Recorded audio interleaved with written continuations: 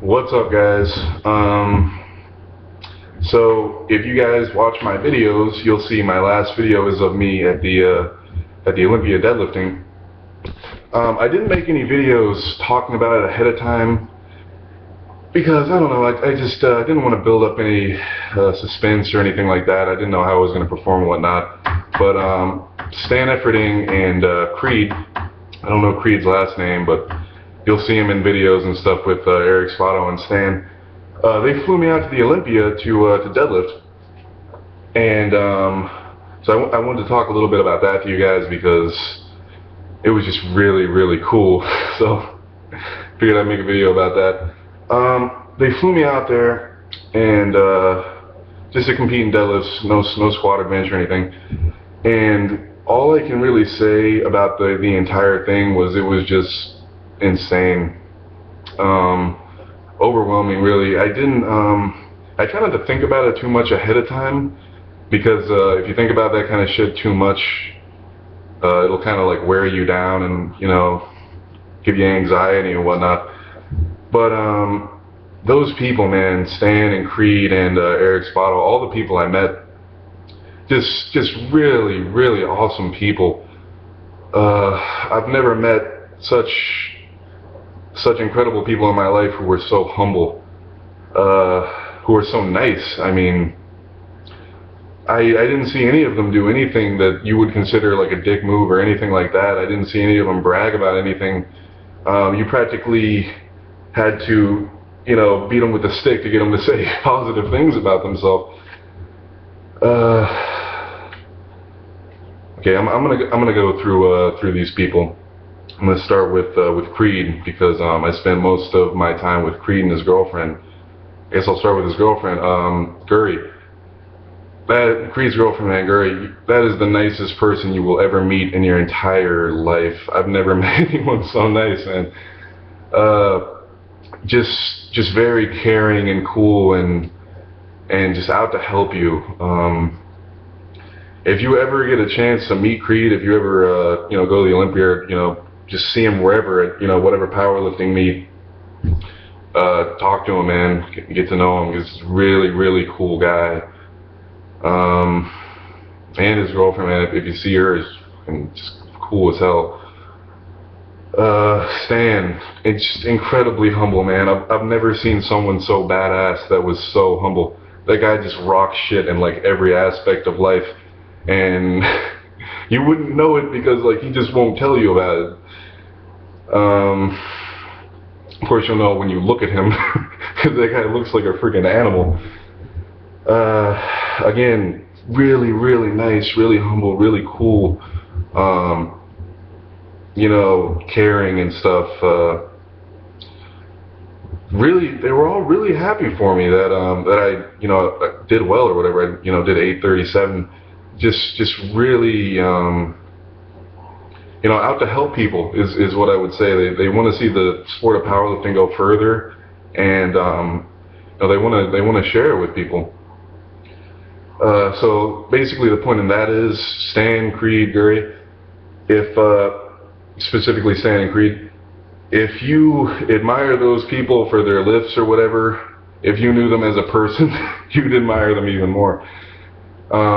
Eric Spotto. I've never seen someone with those kind of genetics in my life ever. I didn't know that shit was possible. You would think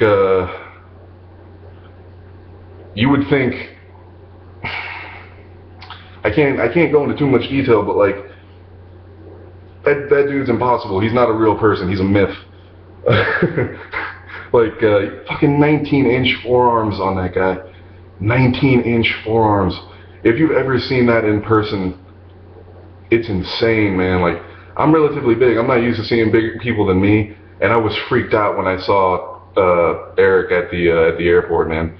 I walked up on him from behind, and that dude's back. You ever seen the myostatin bulls, like the freaking diesel-looking bulls? That's what his back is. And that's not even the most impressive thing about him, man. That's just his fucking back. I was freaked out when I walked up on him, man. Because like I've seen some pro bodybuilders in person, and he just made them seem really, really small. I didn't see a single person at the Olympia who was bigger than him, or even close to being bigger than him, man. He dwarfed everyone. No disrespect to anyone, man, to anyone at all, but like people who consider themselves freaks, or people you consider freaks, there is no greater freak than Eric Svato. There just isn't. Like, if you fucking talk to him a little bit, like in person, or, you know, even on the internet or something, you would realize just how fucking freaky that dude is, man. It's not believable until you hear it from his mouth, because you know he's not lying. Eric Svato, when you talk about being humble, you know what I'm saying, you talk about, like, you know, downplaying what you can do and that kind of thing, you would think he benches like 135 the way he talks, man. Like, you wouldn't think he's benching like 700 something pounds raw at all, or shoulder pressing 500 for reps. He was like, yeah, I did you know, freaking Creed would have to tell me what he lifted, you know what I'm saying, because he wouldn't tell me. He wouldn't fucking brag about himself at all. Be like, yeah, 500 for 22 on bench, and then like 405 for 40 like 1 or 2 or 43 or some shit. I'm overwhelmed by the numbers, so I couldn't tell you exactly, but like, the weights that guy is lifting are, I didn't think that shit was possible, man. I think a lot of lifts are possible, 1,000-pound deadlifts and stuff. You assume that kind of thing is possible, but some of the lifts that guy does in the gym, it's fucking unheard of. It's not real, man. Like, I can't describe to you guys about that kind of shit. You'd have to meet him and talk to him for a while to fully understand. But those of you who do know him understand exactly what the fuck I'm talking about. I met a few bodybuilders, Flex Wheeler, Zach Kahn. Really, really fucking cool people. Again, incredibly humble, man. Like, really easy to talk to, really approachable. They'll just talk to you like regular people. Like regular people, man. Like, I don't know what I expected people to be like who are at that level, but I didn't expect that. Really friendly, really nice, down to earth kind of people. Who else did I meet? Oh, holy shit, Ed Cohen, man. Ed Cohen. That guy's hands are bigger than mine. Like, they're thicker than mine, and they're longer than mine. That's not fucking, like, that's not right. I have big hands, you know what I'm saying? I'm 6'3", and I have fucking, like, large hands for my height, and his hands are bigger than mine. What the really? You know what I'm saying? Like, I'm pretty sure we wear, like, the same size shoe and shit. It just says something about that dude's build. It's above average. It's above average is what you would say. He helped me. He gave me some grip advice because my hands kept fucking up. They kept tearing and shit. And he was actually at the meet when I was there, and he gave me grip advice that worked fucking amazingly for me. My hands were all tore open and shit. He gave me some advice about, you know, icing it down and baby powder and stuff. And he even put baby powder on my legs. I had no idea how to do that shit. Did it for me, which is like cool, like incredibly cool. Ed Cohen, if you've ever met him, or like he's ever been at the powerlifting meet you're at, or if they're ever giving you advice or something, that guy has like an aura around him.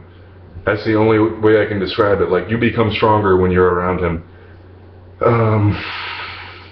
Again, fucking incredibly humble. I'm like, how did you do that? He's like, it's what you do. I was like, fuck.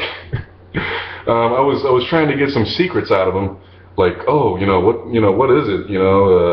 What kind of Flintstones chewables or whatever, you know? And it's just hard work. That's all I got from any of them. There was literally no secrets at all. It's just really hard work for a long period of time. And of course, there's an incredible genetic factor there. But Stan, apparently he was like 100 pounds in high school, man. I mean, you can't be where he is without good genetics, but that's from work. That's what that's from. That's from hard ass work. Who else did I meet? Brent Willis, man. Brent Willis. The guy who outpulled me at the meet. 22 years old. I was hoping he was 23 because I'd feel a little bit better about myself. He pulled 854. Coming off the floor, he can deadlift like 900 pounds fast off the floor. I'm fucking positive about that shit. Positive. Got a lockout problem, but it's not a problem because he pulls 854. So you don't have a lockout problem when you pull mid 800s. You know what I'm saying? Your lockout just isn't as good as your strength off the floor. That's all that is. Brent Willis, if he took the same kind of creatine as everybody else, the same kind of, gummy bears or whatever, he would, that if he doesn't get hurt, he'll be like the best deadlifter in the world. It's insane. It's insane. He weighed a little bit more than I did at the meet, and he was like more solid than me. Like I was fatter than he was, and he weighed more than me. And that shit mind fucked me because I'm not used to people weighing more than me and being as solid as I am at my weight. I think he's like a half inch shorter than me or something, and he weighed more, and he was more solid than me. That guy, he's gonna do some fucking crazy shit.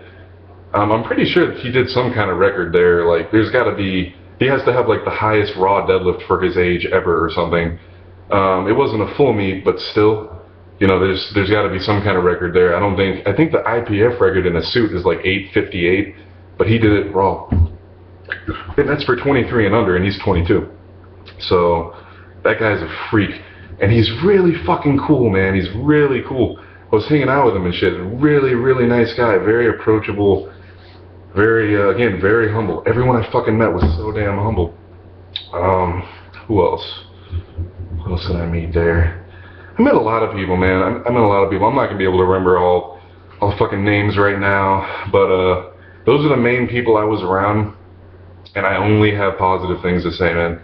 Everyone there, everyone I met was happy for me. Everyone I met was helpful. They all just have really good intentions, man. Like, if you're fans of these people's lifting, you would be more of a fan of who they actually are once you talk to them. Creed specifically, if you don't know who he is, if you knew who he was, you would want to be like that guy. You know what I'm saying? If you don't follow Eric Spotto and Stan, you might not know who he is, but if you did, you would want to be like him. You'd look up to that dude. That guy's just fucking sick, just a fucking badass, man. I can only hope to be that fucking, to be that.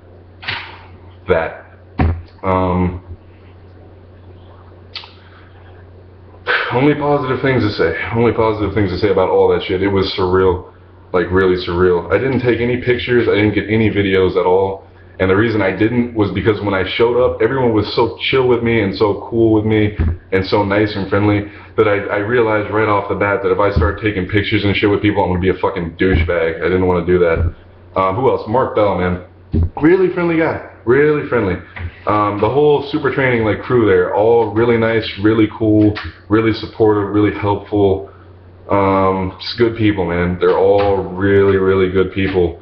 Really helpful. They love the sport, and there's nothing negative I can say about them. If somebody else can say something negative, holy shit, I can't believe it, because they're fucking awesome. Eric Lillybridge hit me up on Facebook after I deadlifted, and congratulated me and stuff. That was awesome. That meant a lot. I don't know if you're watching this, Eric, but that was cool as fuck, man. Because I've been fucking chasing your lifts since I was 16 years old. You probably didn't know about it, dude, but every time you got stronger, I was like, fuck, now I have to get stronger too. Motherfucker, man, how the fuck am I gonna do that shit? I'm gonna get fatter, that's what I'll do. Just only positive things to say about all of it. It's just fucking amazing. Some people were asking me why I only went after 837. I could have gone a little bit higher. I wanted to go a little bit higher. I had my sights set on 850. I considered trying to go up and trying to beat Brent, but it just seemed like a douchebag move to even just be like, oh, okay, well, I'll try and top you. And not only that, but we were in different weight classes, and so I didn't, it wasn't the same as okay, well, we're in the same weight class, now I'm gonna, come in, get a fucking silver medal or some shit. And, it was the first time I've ever competed, so I was more worried about getting the lifts in than just trying something stupid, which I could have easily missed 860 or whatever, so I'm happy I went with 835 instead. it also leaves a lot of room for improvement. The other reason I went for 837, nobody knows this shit, but I only trained deadlifts for a month before I did this meet. I hadn't been deadlifting at all. My leg work was all really light stuff. I was training for like size on my legs. I was doing like pump stuff, bodybuilding stuff, because it's hard on you, you know, to train heavy all the time. Anybody who lifts heavy all the time, like actually heavy, even, you know, heavy for them. If people lift heavy for their own lifts, it beats you down. You know what I'm saying? You can't do that all the time. So I was going light. So I only had a month to start deadlifting again, start deadlifting barehanded, and then go and compete for the first time ever. And you know, it was a little bit stressful because I had all these people who like believed in me and spent a bunch of money for me to come out there and fucking like fed me and took me around and shit. And so I didn't want to miss a lift. I didn't want to do something stupid. I wanted to try 860 after 837, but my hand was bleeding like fuck. It had been bleeding since the first attempt.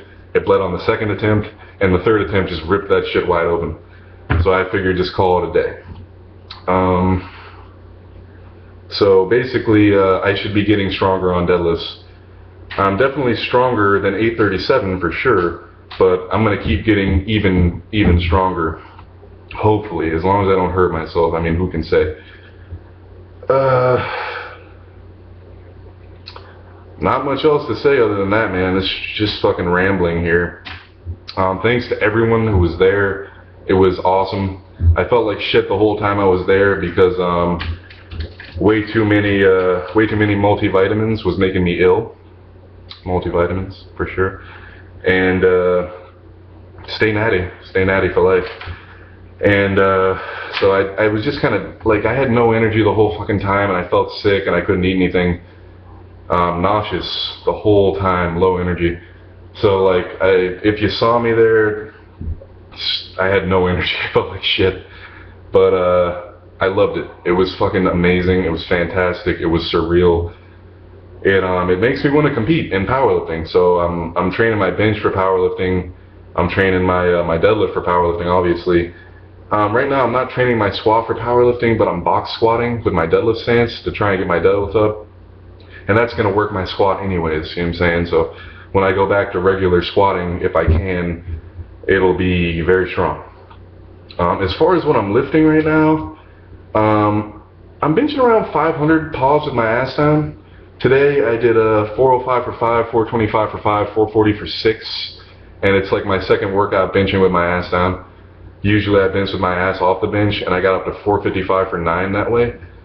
So in a few workouts, hopefully I'll be up around 500 pods, maybe a little bit more.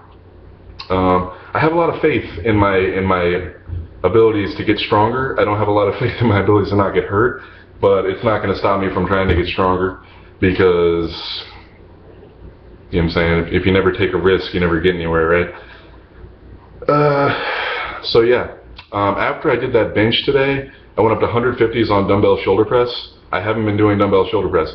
So to do 150s on that shit after benching for 7 reps, I was fucking ecstatic with that. Getting just very, very, very strong. Very, very fucking strong. Stronger, I should say, because I'm not strong at all compared to those guys. But I'm going to get some more lifting videos up. The reason I haven't been putting lifting videos up is because I've been training alone. Because when I train with people, I tend to just talk and fuck around way too much. When I train by myself, I just listen to music and stay focused and have like a mean look on my face and shit and like deter people from talking to me. So yeah, that's what it is. I'm getting stronger, I'm training hard, I'm eating right, and that's how my trip to Vegas went. Thanks for watching, guys. Leave your comments. I'll try and answer some of the questions. I don't normally answer questions on here because the same questions get asked all the time and there's tons of them. But if I see some good questions, I'll answer them. Not about diet, not about training, you know, ask different questions. Because diet and training is fucking whatever. I eat a lot of food, and training is always kind of different. Okay, before this is 20 minutes, thanks for watching, guys. Leave your comments. Boom. Peace.